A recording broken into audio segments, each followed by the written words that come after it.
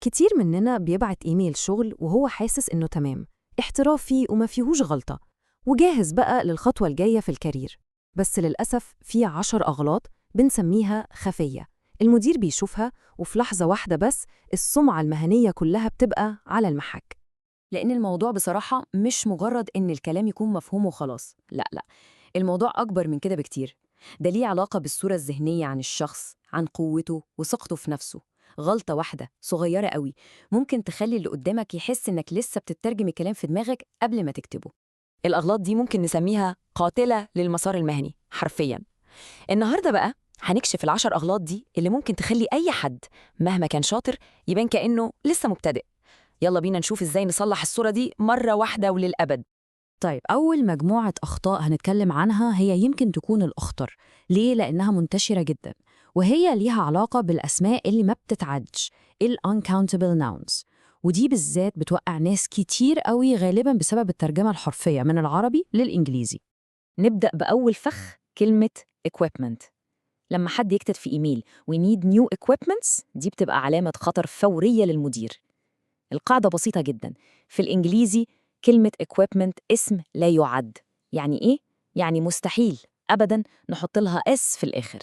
الصح دايماً هو we need new equipment. ونيجي لكلمة تانية بتعمل نفس المشكلة بالظبط، research. هي كمان اسم لا يعد، فبدل ما حد يكتب I did many researches دي غلطة. الأصح إننا نقول مثلا latest research has given us the answer. شايفين الفرق؟ مفيش S. وآخر مثال معانا في المجموعة دي هي كلمة information. نفس الحكاية بالظبط، ممنوع تماماً نحط لها S. يعني بدل ما نقول please send the informations، الصح هو please send some information. طب لو عايزين نقول معلومة واحدة بسيطة، بنستخدم تعبير a piece of information. تمام، دلوقتي بقى خلينا ندخل على مجموعة تانية من الأخطاء، ودي خديعة شوية. بنتكلم هنا عن مفارقات المفرد والجمع، يعني حاجات شكلها جمع وهي مفرد والعكس. هنا بالذات المنطق ممكن يخدعنا ويخلينا نغلط. نبدأ بكلمة news. طيب، جملة the news were shocking شكلها صح عشان آخرها S، مش كده؟ الإجابة لأ، غلط تماماً.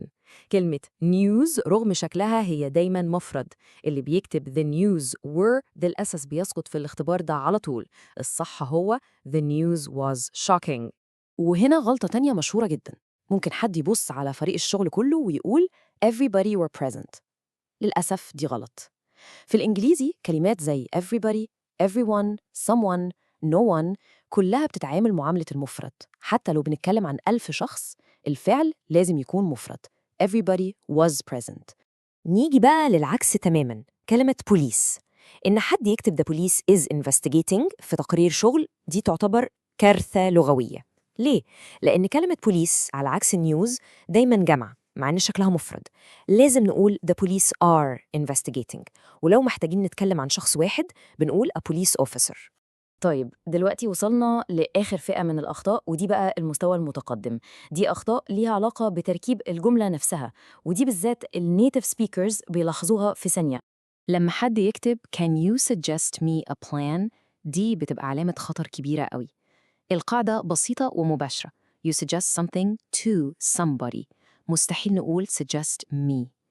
الصح والاحترافي هو can you suggest a plan to me.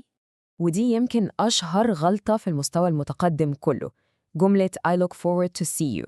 القاعدة هنا بتقول إيه؟ بعد look forward to لازم يجي بعدها الفعل في ing اللي بنسميه الجرن. فالمدير أو أي شخص محترف مستني يشوف I look forward to seeing you. ونيجي لتركيب السؤال. لما حد يسأل في إيميل why the meeting was cancelled، للأسف ده مش سؤال، ده تركيب جملة عادية. عشان السؤال يبقى احترافي وصح لازم نمشي على الترتيب ده، كلمة استفهام، بعدين فعل مساعد، بعدين الفاعل، وبعدين الفعل الأساسي. يعني الصح هو Why was the meeting cancelled؟ وهنا غلطة ليها علاقة بالزمن. لما حد يقول I'll be in the office since 9 a.m. وهو بيتكلم عن بكرة مثلا، دي غلطة. ليه؟ لأن السنس بنستخدمها بس مع الماضي. لما نتكلم عن المستقبل بنستخدم from، فالصيغة الصح هي I'll be in the office from 9 a.m. طيب، ممكن كل الأخطاء دي تبان حاجات صغيرة، بس في الحقيقة تجنبها هو اللي بيفرق بين الشخص اللي بيبان مبتدئ والشخص المحترف.